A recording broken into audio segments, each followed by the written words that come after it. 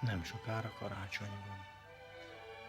Földíszítjük a lakásunkat, földíszítjük az otthonunkat.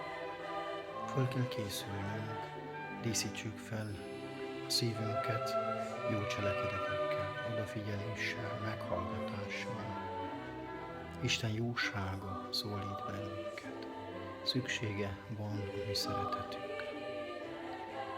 Melyek azok a díszek emberi kapcsolatainkban, amelyeket fel tudunk ajánlani Istennek és egymásnak?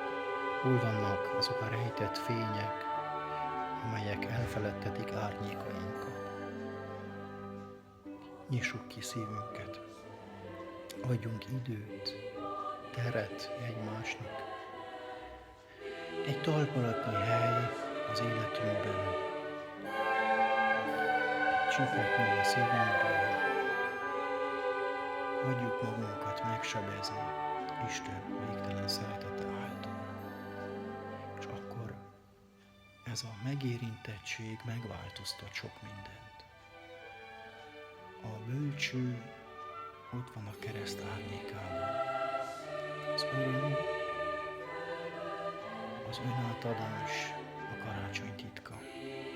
Karácsony megtestesülés, Jézus megtestesül a te életedben